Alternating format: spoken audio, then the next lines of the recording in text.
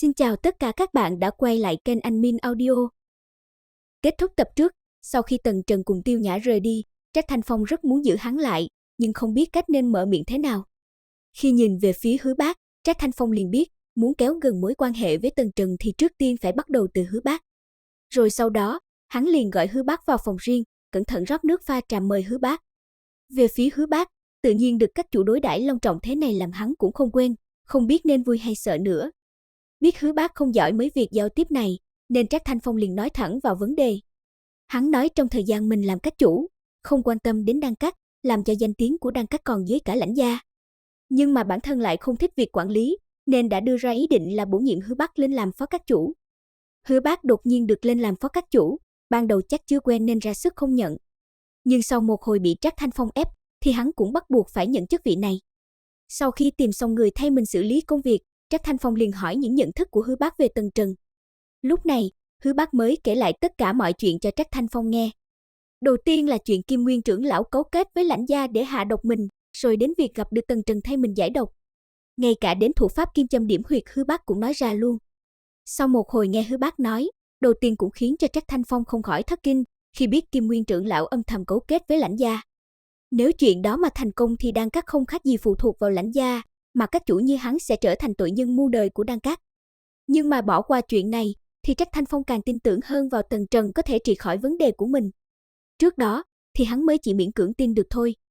Nhưng khi nghe Hứa Bác nói Tần Trần lấy kiếm thi triển kim châm điểm huyệt để đẩy độc tố ra ngoài thì hiện tại đã triệt để tin tưởng Tần Trần. Bởi vì cùng là luyện dược sư, nên Trác Thanh Phong cũng biết rất rõ thủ pháp đó nguy hiểm và khó khăn đến cỡ nào, mà Tần Trần lại dùng kiếm để thi triển ra, điều này chứng tỏ tu vi cùng kinh nghiệm của Tần Trần rất cao. Về phía Tần Trần, sau khi cùng Tiêu Nhã rời khỏi Đan Các, tâm tình của Tần Trần cũng không mấy thoải mái. Hắn biết chỉ dựa vào mỗi Đan Các mà đối đầu với Lãnh gia là rất khó. Nên hắn liền bảo Tiêu Nhã đưa mình đến Huyết Mạch Thánh Địa. Ngay khi hai người chuẩn bị rời đi, thì ở nơi xa bóng dáng Triệu Linh Sang phi tới. Khi nàng vừa đến, Tần Trần liền hỏi, Lãnh gia cho người đến xóm nghèo bắt người sao? Triệu Linh Sang vội vàng nói, không phải là Lãnh gia, mà thành vệ thự cho người đến bắt ngươi và Hắc Nô. Bọn chúng nói các ngươi làm trái quy củ hoàn thành. Nghe Triệu Linh Sang nói xong, Tần Trần sắc mặt đại biến, rồi sau đó liền cùng Triệu Linh Sang nhanh chóng trở về Tây Thành xóm nghèo. Về phía Tiêu Nhã, khi biết chuyện này nàng cũng không theo Tần Trần đến Tây Thành xóm nghèo, mà liền trở về báo cáo sự việc cho Hứa Bác. Mà lúc này tại Tây Thành xóm nghèo, đám người Hắc Nô vẫn kiên quyết ở trong đại trận không ra. Ở bên ngoài tên đội trưởng thành vệ thự tên là Quảng Vĩ tức giận không thôi, đám người Hắc Nô kia cứ mãi ở trong đại trận làm hắn không cách nào tiến vào bắt người được. Rồi hắn liền hướng Hắc Nô đe dọa, hắn nói nếu đám người Hắc Nô không ra, thì sẽ triệu tập huyền vũ cao thủ của Vương Triều đến bắt, đến lúc đó thì sẽ không còn dễ nói chuyện như bây giờ. Hắc Nô nghe vậy, ở trong đại trận bất đắc dĩ giải thích, hắn nói đám người Phùng gia động thủ trước, bọn hắn chỉ là tự vệ mà thôi. Về phía Quảng Vĩ, đương nhiên sự thật hắn biết, nhưng mà mệnh lệnh bắt người là do phó thống lĩnh hạ xuống.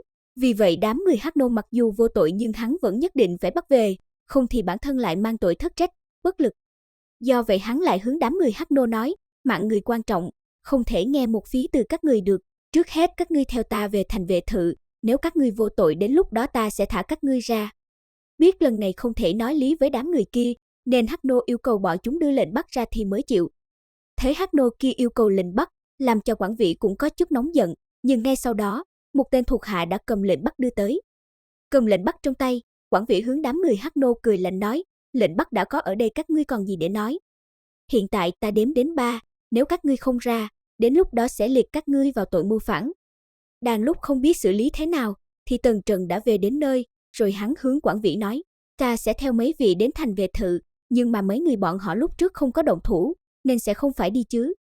Thấy Tần Trần xuất hiện, Quảng Vĩ liền biết người mà phó thống lĩnh cần bắt đã đến, nên liền hạ lệnh cho đám thuộc hạ tiến lên bắt Tần Trần lại.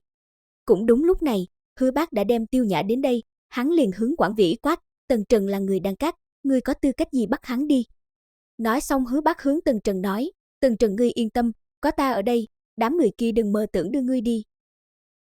Thấy người đến có thân phận không nhỏ, Quảng Vĩ liền hướng Hứa Bác hỏi xem hắn có địa vị như thế nào trong Đan Các. Khi nghe thấy Hứa Bác nói mình là trưởng lão, làm cho Quảng Vĩ có chút thất kinh. Nếu là người khác thì hắn sẽ nể mặt Đan Các thả người, nhưng mà Tần Trần là do phó thống lĩnh đích thân hạ lệnh bắt, nên hắn liền lấy hết can đảm hướng Hứa Bác nói. Người này là tội phạm truy nã nghiêm trọng, được thành vệ thự phát lệnh truy nã, có lẽ Đan Các cũng không thể lưu lại được.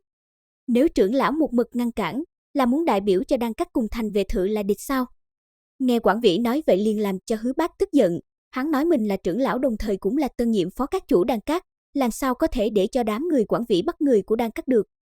Lần này biết được Hứa Bác không chỉ là trưởng lão, mà còn là phó các chủ, khiến Quản Vĩ kêu khổ không thôi. Nhưng khi nghĩ đến chuyện này là do phó thống lĩnh hạ lệnh bắt, nên can đảm của hắn lại hồi phục, rồi hắn hướng Hứa Bác nói, nếu lần này Đan Các chen tay vào việc thành vệ thự thực thi pháp luật, thì hắn sẽ bẩm chuyện này lên cho Hoàng thất Vương triều. Thấy sự việc đang ngày càng căng thẳng, Tần Trần liền lên tiếng nói, Hứa Bác trưởng lão, không cần phải làm to chuyện lên như vậy. Nghe Tần Trần nói vậy, làm Hứa Bác có chút sửng sốt. Nhưng liền sau đó Tần Trần lại hướng Quản Vĩ nói, hôm đó giết chết Phùng gia chủ là ta, nếu thành vệ thự cũng muốn đem bọn họ bắt đi thì hơi quá đáng. Nghe thấy Tần Trần nguyện ý đi theo mình, làm cho Quản Vĩ có chút ngẩn người, rồi hắn liền bảo đám thuộc hạ đến áp giải Tần Trần. Đám người tiến đến, Tần Trần liền nói với Quản Vĩ để hắn nói với Hứa Bác một số chuyện rồi sẽ theo bọn họ đi. Rồi Tần Trần hướng Hứa Bác nói, để phòng có người dở quỷ kế, chỗ này ta có 3 phong thư, mong Hứa Bác trưởng lão giao đến tận nơi giúp ta. Một phong thư thì Hứa Bác giao cho các chủ Trác Thanh Phong, 2 phong còn lại thì một phong giao cho hội trưởng Huyết Mạch Thánh Điện, một phong giao cho điện chủ Khí Điện.